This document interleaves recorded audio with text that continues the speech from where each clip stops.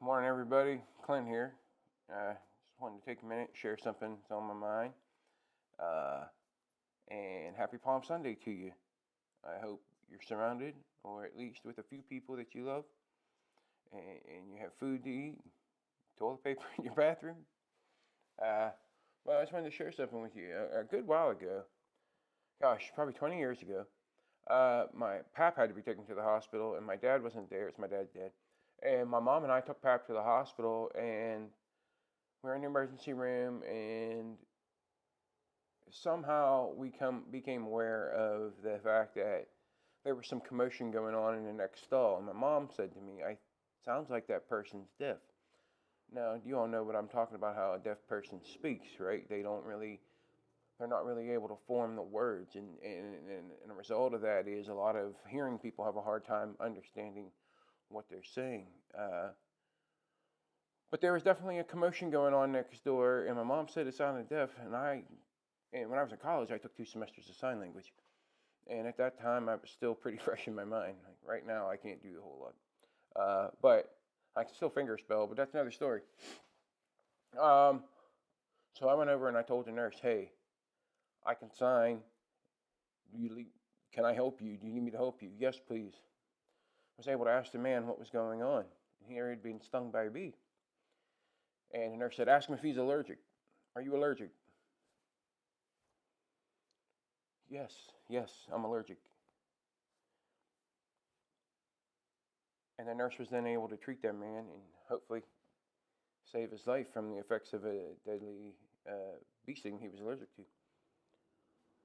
But what happened in that moment was, despite the nurse's best intentions and all of her knowledge and all of her care and compassion, she didn't have a way to communicate with this person who she was so desperately trying to help.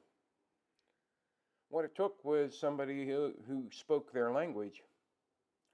Me. It's nothing about me, but I want you to hear the matter. I want you to think metaphorically and spiritually about what I'm saying right now. It took somebody who understood that person's language. And because I was able to speak to this person and understand what they were saying back, I was able to tell the nurse what was going on. And I stuck around for a little bit, and they were finally able to get a deaf interpreter, a signer, to come in. So I went back and went about my day. But, you know, I feel like a lot of people right now are being drawn to the Lord. I know for a fact I am. I felt like I don't want to say spiritually disconnected, because I don't really feel like I've been spiritually disconnected. I've been burnt out in my natural life. And I think part of a survival method is, when you get burned out, you start or stop doing things you think are adding to the burnout. And I think a lot of us erroneously would eliminate our spiritual talks, or our time meditating, or our time praying, however you call it, and whatever you call it in your life.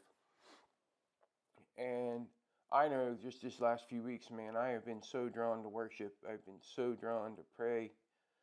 I find myself praying for people I haven't seen or spoken to in a very long time, as well as the people that I pray for all the time: my mom and dad, my wife, my sister, her kids, my in-laws, my brother-in-laws and sister-in-laws, all their kids, the people who are the closest to me.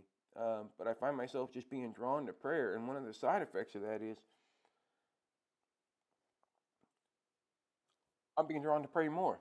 Like it's almost like last week I talked to you about some of these things that we haven't really had time for. That I hope becomes a habit in your home.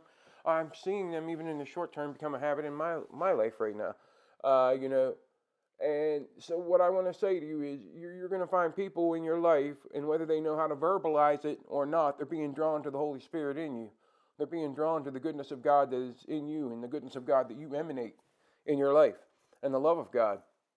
And so when these people come up to you, or these people reach out, whether they text you, they Snapchat you, they video you, or they send you a letter, phone call, don't be afraid to think outside of the box and be creative. And you know, if we don't if we don't speak churchy to people, that's not like we're violating the gospel. You understand what I'm saying? There's more than one way to skin, I'll say deer because, well, we're from West Virginia and we're meat eaters and deer hunters. Uh, there's more than one way to do that. And so, what I want you to be open to and be creative and be thinking and be praying about is, Lord, anybody who comes to me who's being drawn to you, Father, let me be drawn into their spirit. Let me be drawn into their circumstances and let me feel and understand and just find that flow that ministers to them and gives them peace and gives them assurance and lets them know you love them. You know, it's Palm Sunday, and I've never really been a theme speaker, but when I think about it, the children of Israel weren't really expecting their king to come have a triumphant entry into the city on the back of a donkey, but it was still what was happening, and it was still what was foretold. And because they didn't expect it, some of them might have missed something on it. You know what I mean? So think of it this way. You expanding your vernacular, you're expanding the language you speak, you being creative in how you share the gospel and how you love your neighbor and how you love each other, that is kind of a modern day equivalent of, we're bringing Jesus into the middle of our situation, into the middle of our cities, and we might be doing it in a way that people don't expect, but that doesn't change the effectiveness of it. So there might be some deaf ears to get opened because you choose to speak in their language. And who knows what we can unlock in that person just by choosing to think and speak outside the box of normal churchy Christianity and just learning how to love someone and be their friend. I feel like the Lord's blessed me with people who've been drawn to him just by me being me. And I'm not trying to talk about me. Please don't misunderstand that. But,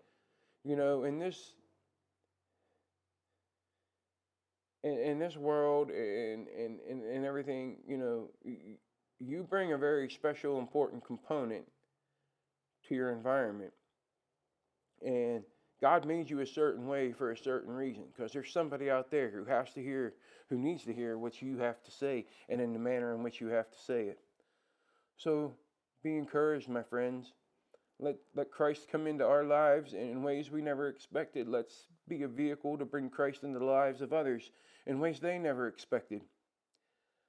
All right, I hope you have a blessed Palm Sunday. I hope you love your neighbors. I hope you're taking care of each other. I hope you're washing your hands and the rest of yourselves.